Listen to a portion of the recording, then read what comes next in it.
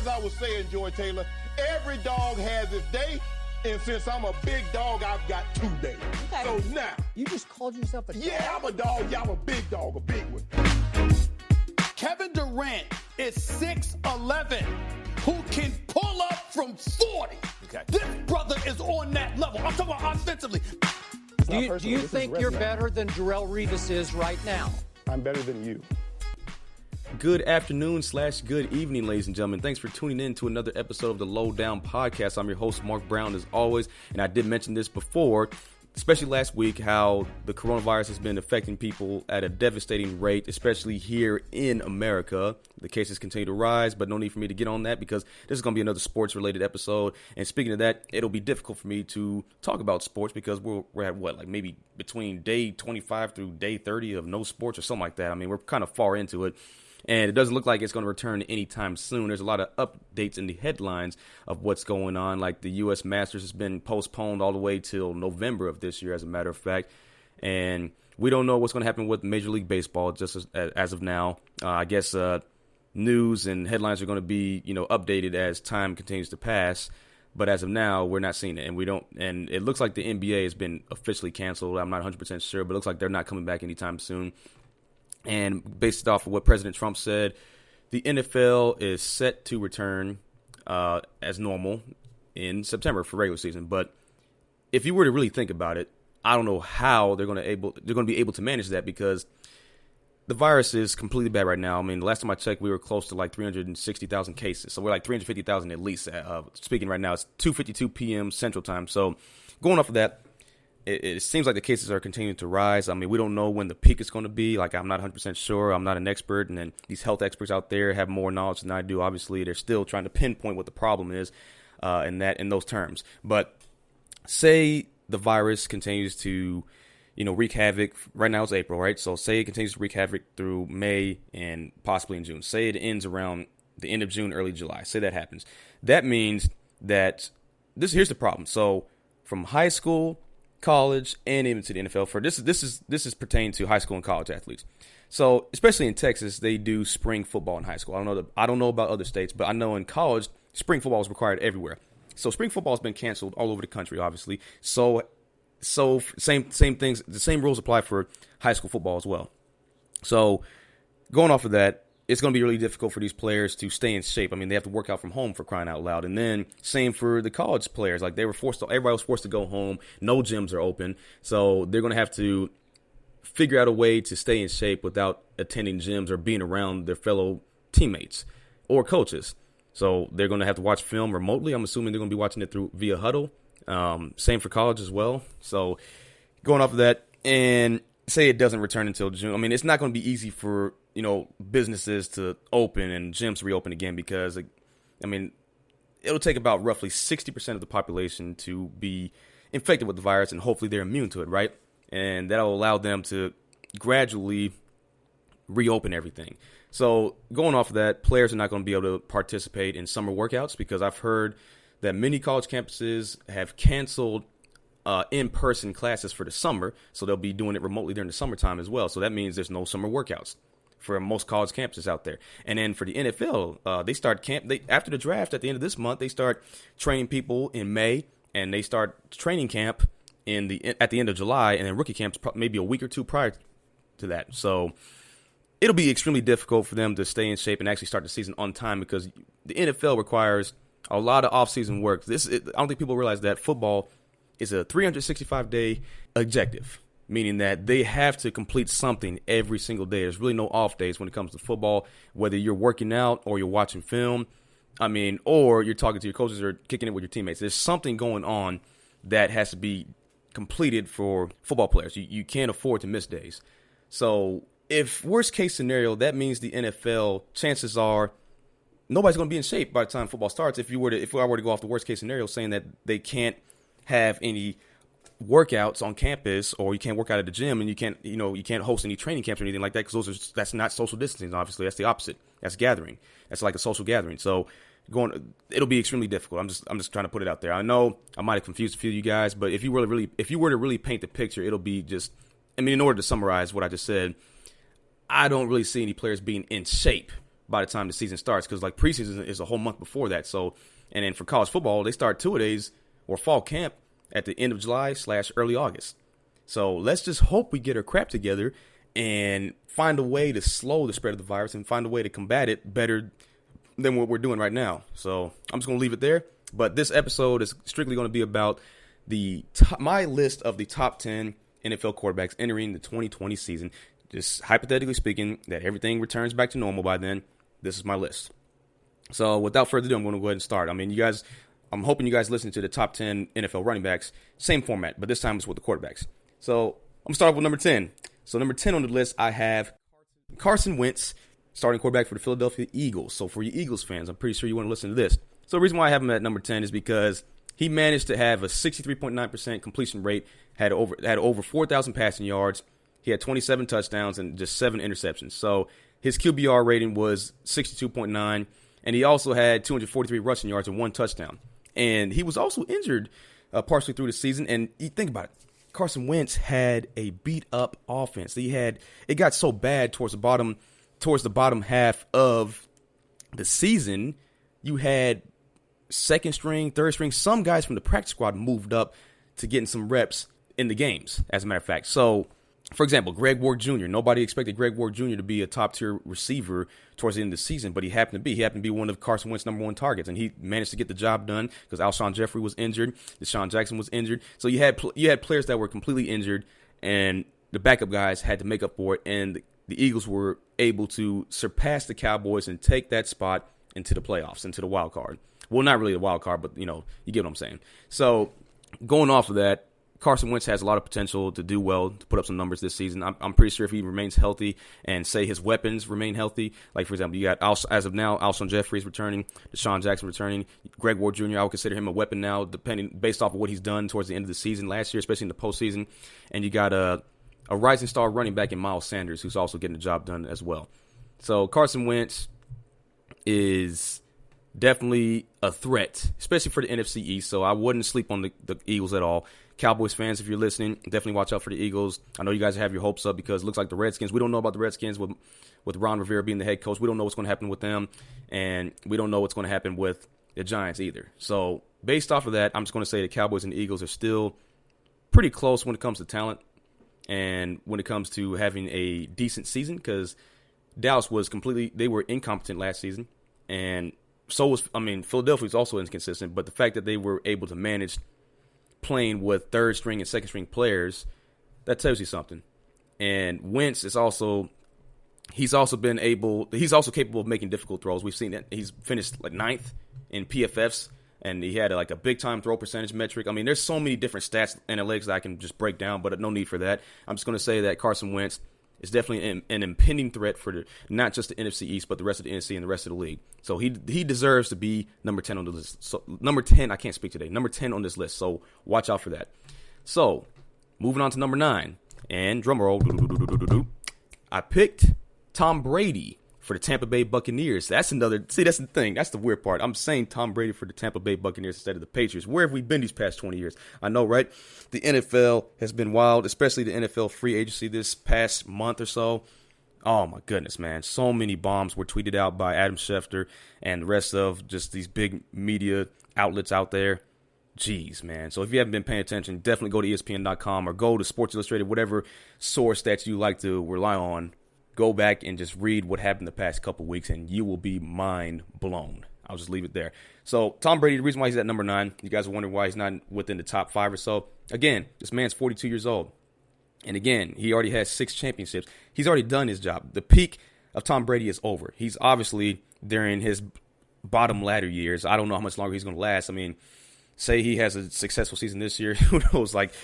I'm assuming he's going to try to break the record. He's going to be 42. He's going to be playing until he's 45. I'm predicting right now he's going to play until he's 45. But the reason why I chose him at number 9 is, again, it's a new team, a new system. So, I mean, he passed for over 4,000 yards last season, but that's not going to matter. That's under a different system. That's under Bill Belichick and a different system. Now he's going to be under Bruce Arians, and, you got Byron Leftwich as the offensive coordinator. So they're going to have to, he's going to be working with new coaches, but Tom Brady's pretty much his own coach on the field. He has a lot of experience, like 20 seasons behind his belt. So he can pretty much coach himself if you really think about it. And he's arguably the greatest quarterback in NFL history. For most people, they're going to agree that he is the greatest quarterback in NFL history. And But we did witness a notable decline in his performance this past season, but again, under a different system. So now, knowing that Brady is a QB expert, he's pretty much the coach on the field, just like I mentioned multiple times. And he definitely has a great QBR rating for his age. Still has a good completion percentage, despite his age. And the fact that he has pretty much 100% awareness, I would say, because the fact that he has 20 seasons under his belt, 6 championships, this guy knows, obviously, he knows what he's doing. So he's going to be working under a new system, new weapons, and young guys, as a matter of fact. Chris Godwin, who's also a rising star and had a successful season this past year. And you got Mike Evans, say he stays off of injury. You got Ronald Jones II, another breakout running back coming up. And O.J. Howard, another breakout tight end. And everybody knows how Brady is with his tight ends. And the fact that he's going to be working with O.J. Howard, that'll be the sight to see. The NFC South is going to be the most entertaining division in the NFC, if not the entire league, because you got these veteran QBs all battling. Now, I mentioned it in previous episodes. You got, obviously, Brady now, Breeze as he returned, Matt Ryan, obviously. And now you got, now the Panthers is going to be kind of weird because you got Teddy Bridgewater. I'm not saying he's a bad QB, but Teddy Bridgewater, don't get me wrong, he's highly talented. I'm just curious on how he's going to work with that offense, with Chris McCaffrey, the rest of the offense. I'm just curious. So I can't really count them out as of now. But those 3 teams I just mentioned before, the Panthers, yeah, those 3 guys are going to be playing each other twice throughout the regular season. Definitely tune in for that. That's why I put Tom Brady at number 9. It could be a little bit higher, but again, he's part of a new team, so that's the only reason why I have him at the bottom ladder of this list. So moving on to number 8.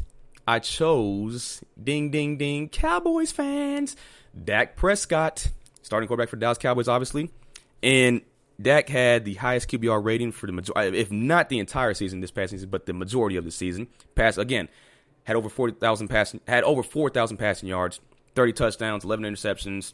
And he also had a decent run game, 52 carries for 277 yards and 3 rushing TDs. Again, Dak Prescott had a pretty decent season. Again, the Cowboys were very, very inconsistent.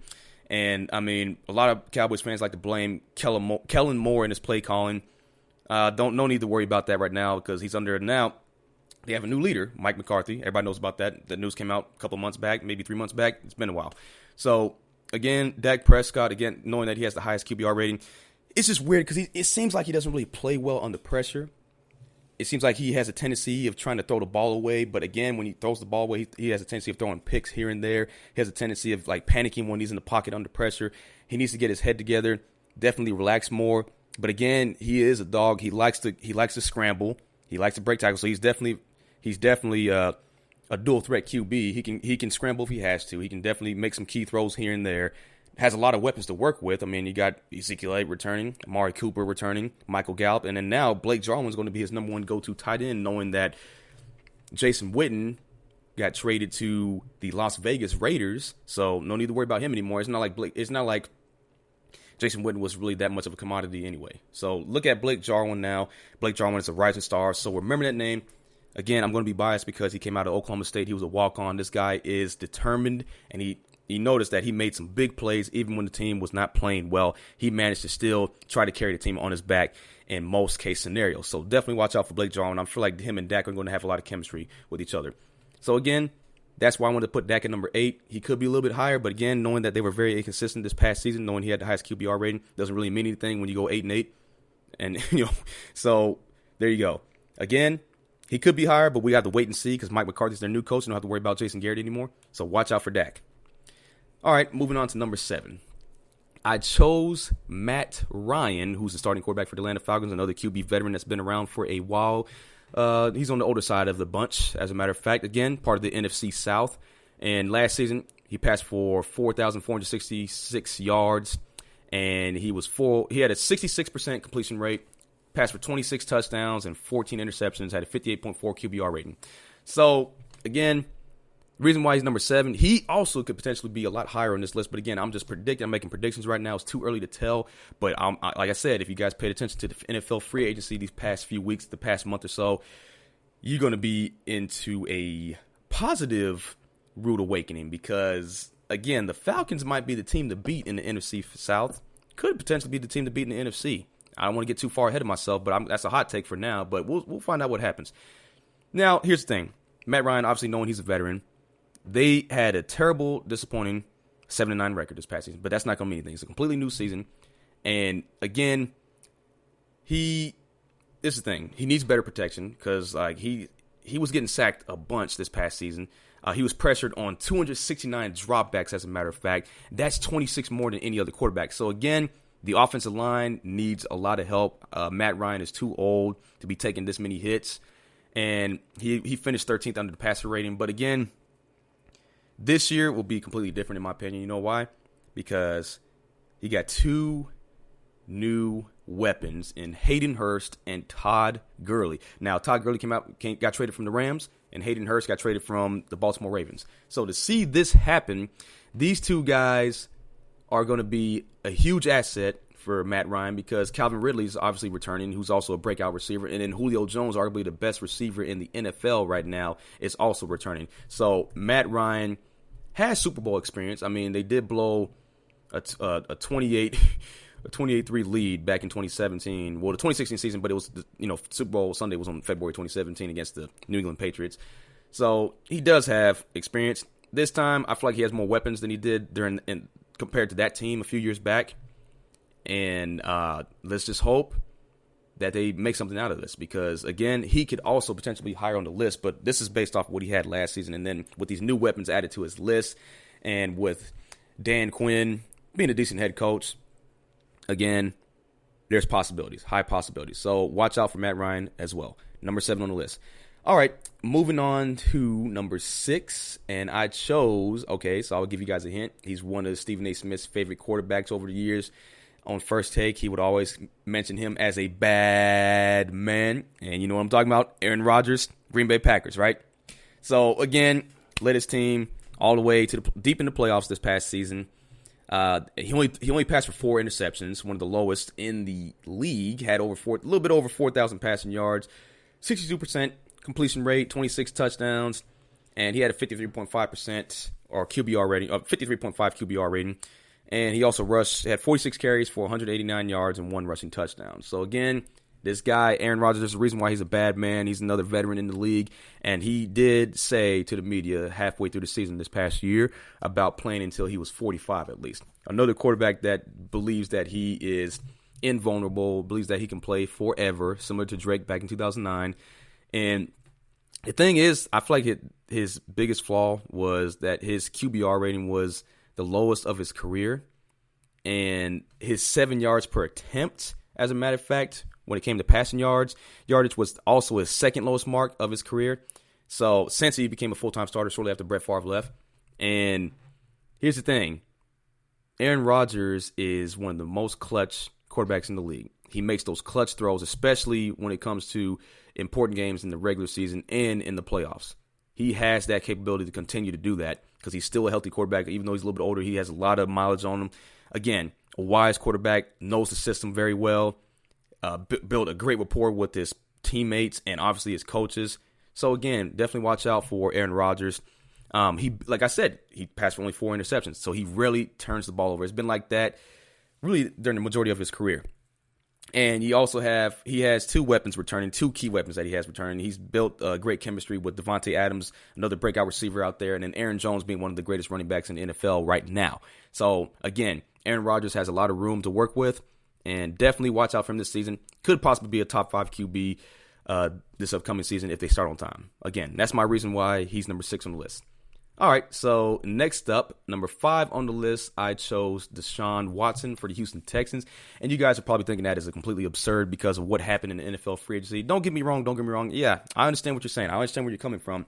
But again, this is Deshaun Watson you're talking about. Deshaun Watson is one of the most determined young quarterbacks in the league. He had one of the worst offensive line. Dude was pressured more than any other quarterback in the AFC. Most quarterbacks in the AFC, I'm not 100% sure about that. But again, Deshaun Watson managed to try to pull his team. He actually did. He pulled his team past the wild card.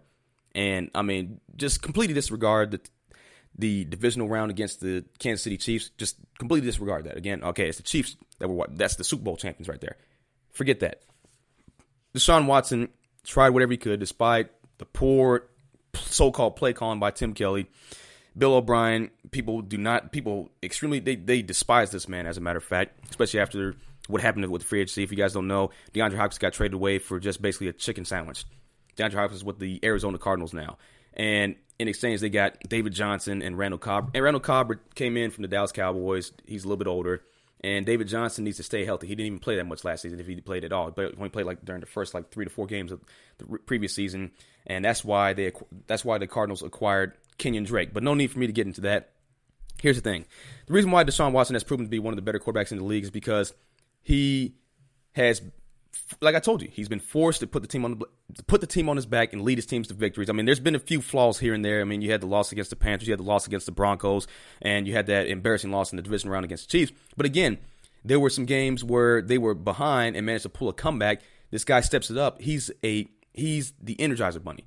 The reason why I say that is because from quarter 1 through quarter 4, Deshaun Watson plays like he's determined. He plays like his life depends on it, which it really does whenever you're pressured all the time. But he still manages to make these crazy throws here and there. It's sad to say that he no longer has DeAndre Hopkins, but he's going to have to work with what he's got, and that's Randall Cobb, Will Fuller, and Kenny Stills, few to name. And he finished 6th among quarterbacks in Pro Football Focus, big-time throw percentage metric. And on the negative side, he just needs to improve his ball security because he has a tendency of fumbling a lot. And he fumbled 10 times, as a matter of fact, and he threw 12 interceptions. But again, when you're under pressure like that, it's going to be really hard for you to make key throws because you barely have time to do it, first of all. And he passed for nearly 4,000 yards. It was 3,852 to be exact. It was a 67.3% completion rate and 26 touchdowns. So he had a 69.5 QBR. And he had rushed for over 400 yards. He had 7 rushing touchdowns. Again, some of those rushing touchdowns were very important because it boiled down to the bottom, or it boiled down to the most important part of the game during the third and fourth quarter. So during the fourth quarter, during the second half. So Deshaun Watson, again, is a highly talented player. You just wish that he had a better O-line and more talent to be working with. But again, he's going to work with what he has. He definitely deserves to be in this top 10 list, and I'm going to keep him there. All right. Next up, number 4. I chose the man, the myth, the legend, another returner, another old-timer, Drew Brees for the New Orleans Saints. All right? Reason why I put him at number 4 is, again, another quarterback that is highly experienced, knows the game very well. He's pretty much similar to Matt Ryan and Tom Brady, Aaron Rodgers, some of those guys being highly aware, being their own coach on the field. They don't have to necessarily rely on, obviously you do have to rely on the head coach and the offensive coordinator, blah, blah, blah. But again, Drew Brees knows what he's doing. He can call some plays here and there. Sean Payton has improved a lot of that, and so has Pete Carmichael. So again, Drew Brees, just like what Stephen A. Smith said in several of his shows on First Take, is a bad brother. He really is. He's 40 years old. He battled with thumb injury for the majority of last season, and he proves to still be one of the best QBs in the league.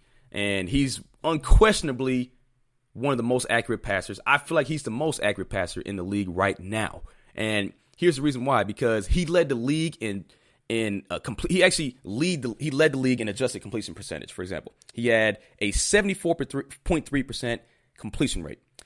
And that's including drop passes, throwaways, spike balls, batted passes, and passes where he was hit while he threw the ball. So in total, he had 82.9, and while he was pressured, it was 83.1%, and when he was on target, it was 84.1%.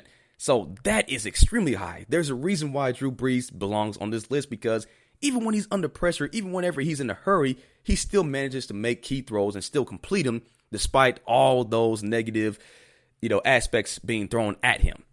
And he's not getting any younger. He still has yet to commit maybe another season after this. It's a 1-year contract, I believe. Correct me if I'm wrong. I'm pretty sure it is. But he still has proven to be one of the best in the league, and he has plenty of weapons to work with this upcoming season.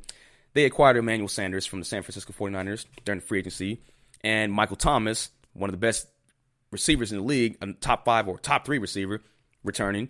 You got Alvin Kamara, another breakout running back, and Latavius Murray, a great backup running back.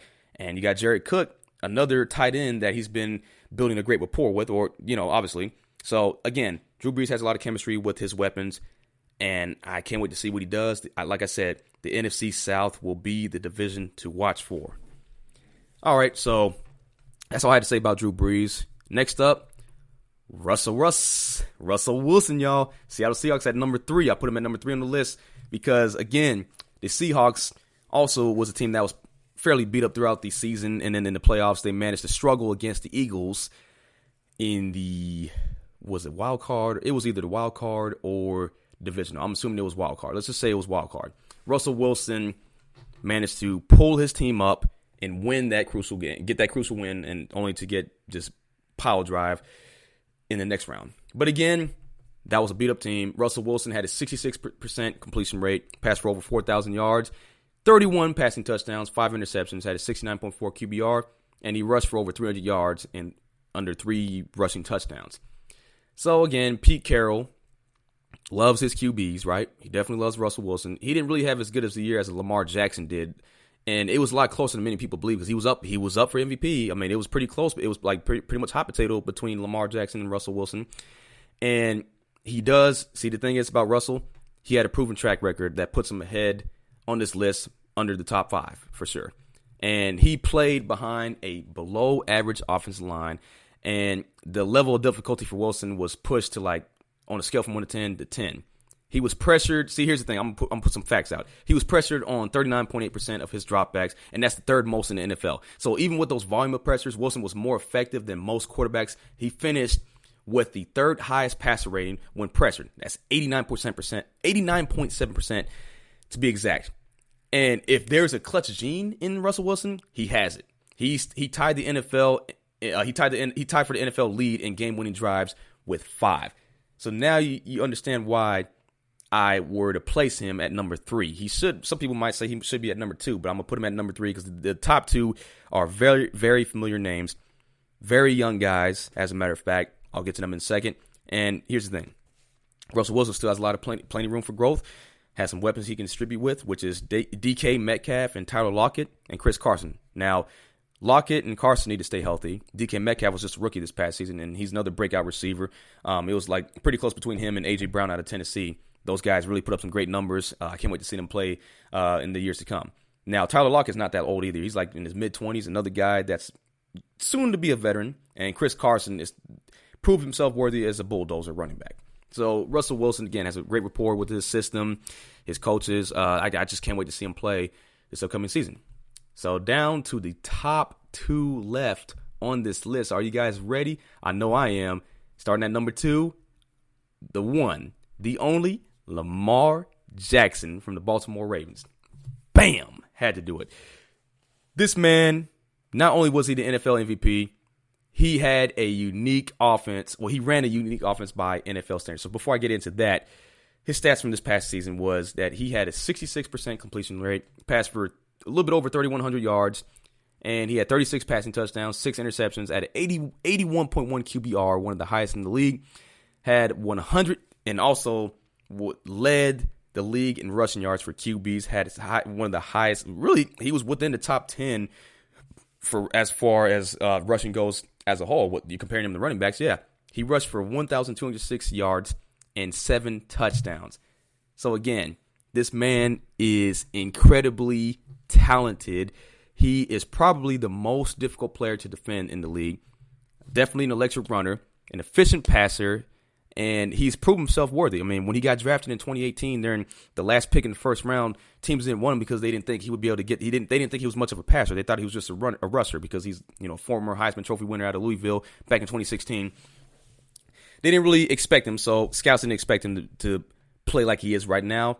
Definitely proven wrong. John Harbaugh saw a lot in him, and so does office coordinator Greg Roman, who has a lot of great things to say about Lamar Jackson. I'm pretty sure if any sources were to speak to him right now, it'll be nothing but positive words coming out of Greg Roman for Lamar Jackson. And the fact that he is agile, I mean, you can compare him with the likes of Michael Vick during his prime in Atlanta in the early 2000s. Again, Lamar Jackson has a lot of potential. He's just getting started. He has the ability to play like he did this past season, but better in the years to come. Because again, he has a lot to learn. He hasn't been in the league that long. This was only his second season this past year, so he's entering year 3. I'm telling you, this guy has the ability to prove some wonders in the years to come. I just mentioned that, but I had to say it again because Lamar Jackson is just amazingly gifted, that he basically separated himself already from the other young QBs except for one guy. There's one guy that's right with him, if not better. I'll get to that in a second. And again, he has a lot of weapons to work with this upcoming season. Again, Mark Ingram's coming back. Mark Andrews is coming back. And you got Hollywood Brown, Marquise Brown again. So, and plus they might get a few draft picks here and there. So you never know. Again, I have a lot of faith in Lamar Jackson. I have a lot of faith in him being one of the greatest quarterbacks to ever do it. So definitely keep an eye on him. Him winning the MVP this past season, that's just the beginning. He is just getting started. Let's say he stays healthy. I'm telling you, he's going to be working some wonders. That's the reason why I had him at number 2.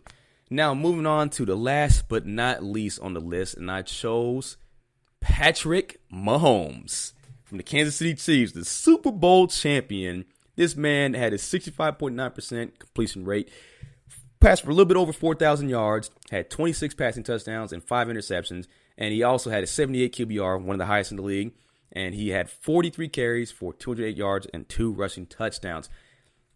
Now, this is the thing. This guy he's not a new name. I'm telling you, he was the league MVP in the 2018 season and the Super Bowl MVP, Super Bowl champion this past year. He is the king of the NFL castle right now and has a foreseeable future. I'm telling you, this man, there is really no argument on why he's number 1. There's no argument to say that, Lamar Jackson or Russell Wilson or Tom Brady, any of those guys should be at number 1. No, it is Patrick Mahomes. I'm telling you, when he's healthy, because this is the thing, he missed a few games this past season, as a matter of fact, and when he's healthy, he still put out a show. They shut him out. Critics shut him out during the playoffs. They did not expect him to make it out of the divisional round. They didn't expect him to make it past the Ravens. They didn't expect them to go to the Super Bowl. All right, the Ravens were projected to go to the Super Bowl. All right, those guys had an incredible, outstanding 2019 season.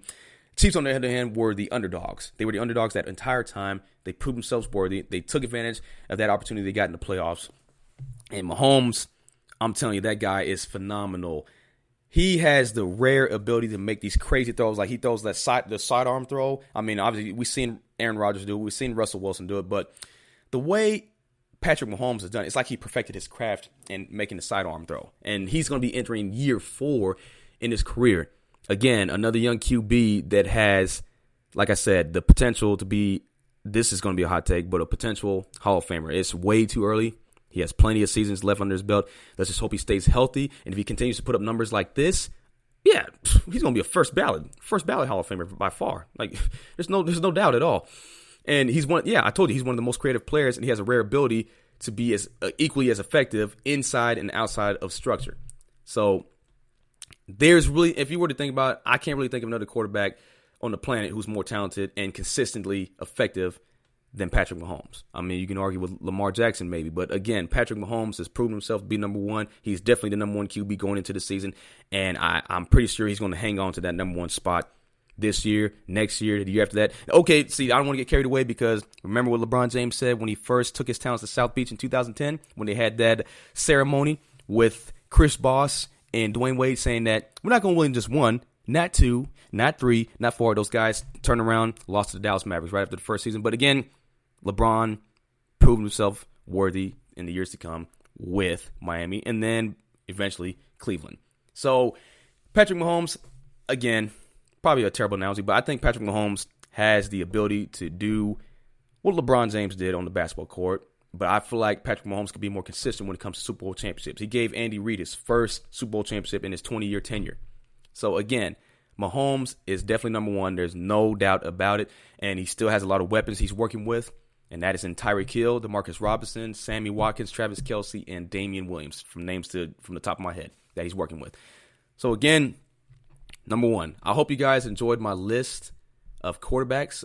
Feel free to hit me up, DM me on Twitter. It is at Mark Brown TV, all one word. Again, Mark Brown TV. And on Instagram, I'm MBZ38 is my Instagram username. So feel free to shoot me some DMs or anything. Feel free to just hit me up. I'm telling you, like, if you made it this far in the episode, if you listened this long, you heard what I just said, hit me up. Again, I hope you guys enjoyed it, and I'll have more episodes coming up. Another one on Wednesday, Friday, hopefully some guests on the show. Not 100% sure yet. If not, I'll just go solo again. No big deal. And I hope you guys continue to stay safe out there. Wear a mask, wash your hands, wear some gloves, and stay away from people. And you guys have a wonderful day, and peace out.